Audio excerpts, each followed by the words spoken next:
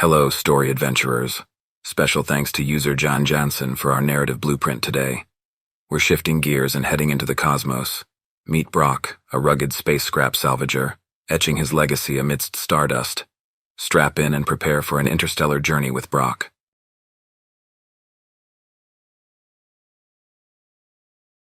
Life in space was a fundamentally different reality compared to life on a well-terraformed planet. For those who had never left the comfortable gravity of a planet, the logistical challenges and astronomical costs associated with space living were often out of sight and out of mind. The resource demand was substantial, but it wasn't primarily about the travel between the stars. It was about the enormous energy required to break free from a planet's gravitational pull. To understand this, one only had to witness the towering rockets straining to overcome gravity, burning a huge amount of fuel for a comparatively modest payload. The equation was straightforward. Unless you had a substantial amount of dash, the dominant credit system in this sector of the galaxy, you were essentially grounded.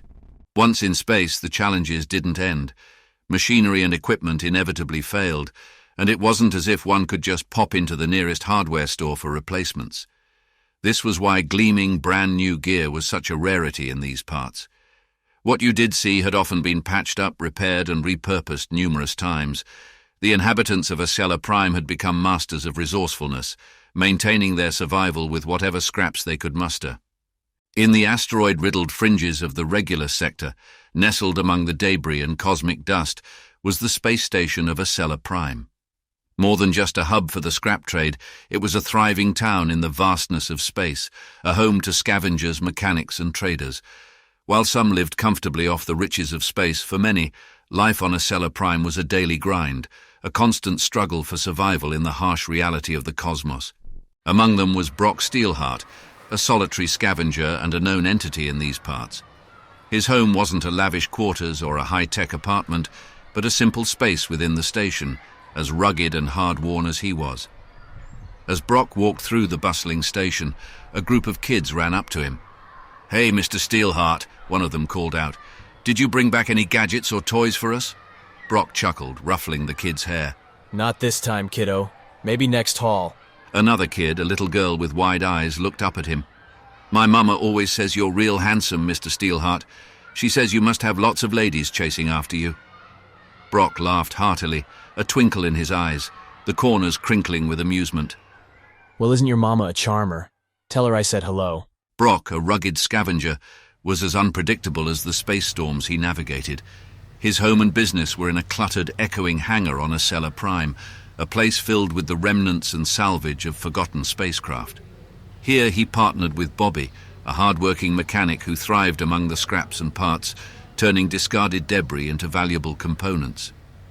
As Brock strode into the hangar, his boots clanging against the metal floor, he called out, "Any good tips today, Bobby?" Bobby looked up from his workbench, his hands covered in grease. His face split into a wide grin as he pushed a datapad across the cluttered surface. "Got something that might interest you, Brock," he said, his voice rough from years of breathing recycled air. "Came across a blip in the charts. Looks like a derelict passenger ship. Big one, too." Brock picked up the pad, scrolling through the data Bobby had compiled. The prospect of a passenger ship meant potential for high-value salvage. "Any idea what it was doing out there?" Bobby shrugged, wiping his hands on a dirty rag. "No idea. Could have been a colony ship. Might have gotten lost or hit by a storm. Either way, it's all yours if you want it. And remember our deal.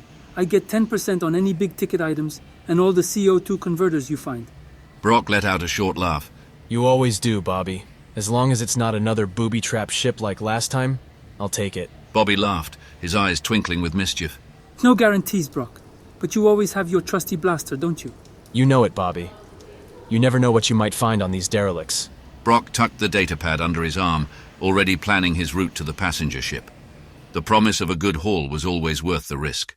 Brock's ship, the Iron Hawk, was a formidable beast, welded together from salvaged hull plates and retrofitted with parts cannibalized from countless other vessels. Despite its Frankenstein-like construction, it had an undeniable, rugged charm. Designed for hauling scrap, the Iron Hawk bore the dents and scars of many a skirmish, each one a testament to its resilience. The ship wasn't a sleek beauty you'd see in a galactic showroom. Its exterior was a patchwork of metals, ranging from burnished steel to oxidized iron, an inadvertent camouflage in the asteroid fields where it often lurked. But under its grizzled shell, the ship's mechanics were meticulously maintained. Brock trusted his life to the Iron Hawk, not because of luck but due to the countless hours he'd spent in the underbelly of the beast, tuning its engines, patching its hull and upgrading its systems. After all, in the unforgiving void of space, reliance on luck was a death sentence. The true savior was a well-maintained ship and a skilled hand at the helm. As the Iron Hawk left the safety of Acela Prime and darted into the vast cosmic ocean, the journey was a smooth one. Navigating through the asteroid-riddled fringes of the Regulus sector, the vessel glided effortlessly between clusters of space debris and cosmic dust. It was a familiar route for Brock, one he had traversed countless times in his line of work.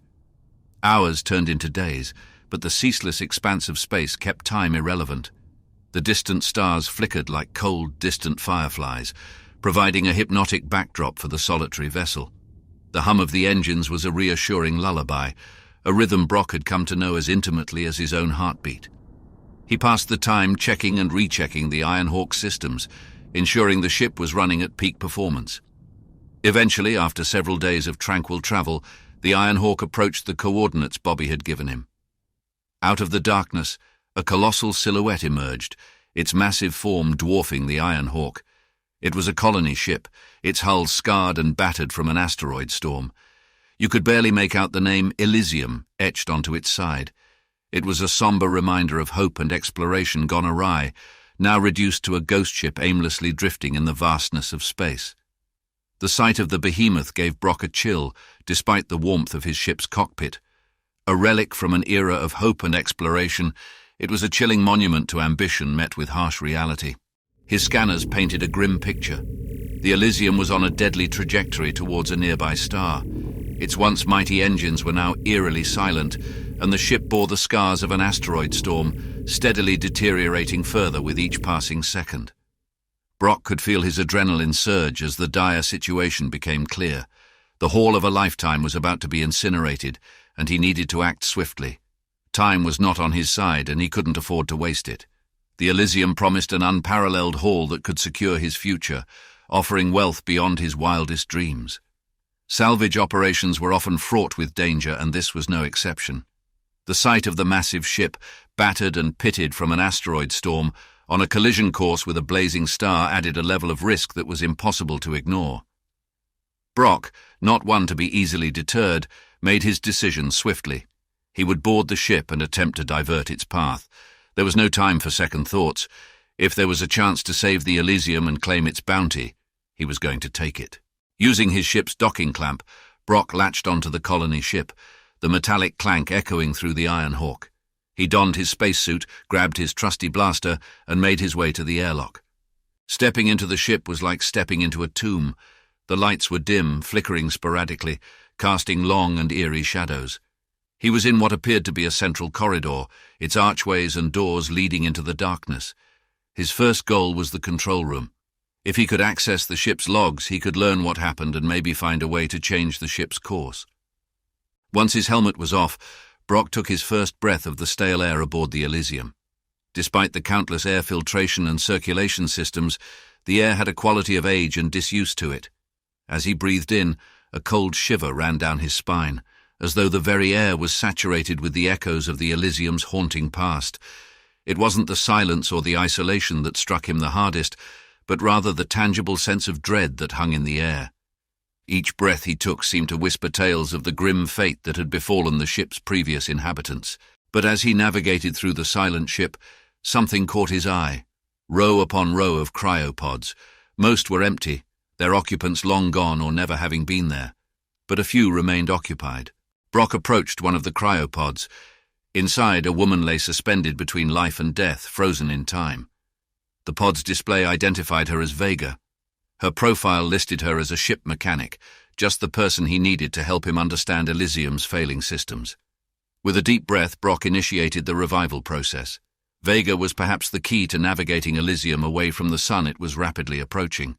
Plus, as an added bonus, she was easy on the eyes. No sooner had Brock released Vega from her cryogenic slumber than the ship started to stir. His actions had seemingly roused the ship from its deep sleep, and systems began to reactivate. The low hum of power began to resonate through the ship. Lights flickered and steadied, and more cryopods began to open. A chilling dread swept over Brock. He was now dealing with more than he had bargained for. Vega, still disoriented from her prolonged cryosleep, stood there naked. Her gaze, filled with confusion and fear, scanned the room. "Where are they?" She croaked, her voice raw from disuse. Before Brock could formulate a response, the ship echoed with the sound of more cryopods opening. Vega's eyes widened in alarm, and she grabbed Brock's arm. "Follow me, if you value your life," she ordered, leading him to a dimly lit locker room. Brock's eyebrows shot up. Well, aren't you full of surprises? But he followed her nonetheless. The locker room was small, secluded, and Vega seemed to know her way around. Vega was hastily searching for a spacesuit in the dimly lit locker room. "You have a working spaceship, right?" she asked. Brock didn't answer immediately. Instead, he leaned against a locker, arms crossed over his chest. I want some answers first, he said, his voice steady. Who are they? And how can you be so sure I'm not one of them? Vega paused in her search and turned to face him. "They are the Ascendants," she replied, her voice unwavering. "They plan to fly this ship into their holy star, Sol Invictus. And you're not one of them," she added, slipping into a spacesuit. "Your eyes betray a different kind of interest, not in the heat of the star they worship." Brock's eyebrows shot up at her observation, but he decided to steer the conversation back to the task at hand. So why did you join this little pleasure cruise in the first place, Vega? Vega zipped up her suit, her gaze distant. This ship was originally on course for a newly terraformed planet. The Ascendants hijacked it, killing or doing worse to anyone who didn't comply. I tried to slow the ship down by disabling the meteor storm sensors. The ship slowed down and got badly damaged. There's no chance of repairing it or changing course now. It will fly into Sol Invictus no matter what. She paused, drawing a deep breath before continuing. Then the food shortage hit. The Ascendants leader, a man named Rael, had a solution. He suggested that those unworthy of the holy flame of Sol Invictus should burn in a different way. Fortunately, before everyone ended up on the barbecue, a fanatic named Zephyrus had the sense to propose using the cryopods instead. Brock couldn't help but grin at Vega's explanation. I was planning to retire on the hull from this ship, he quipped, pushing off the locker and heading towards the door. Guess I'll save you instead, princess. Don't get cocky, unless you want to end up on that barbecue. Vega shot back, following him out of the locker room. Her voice was serious, but he could see a spark of amusement in her eyes.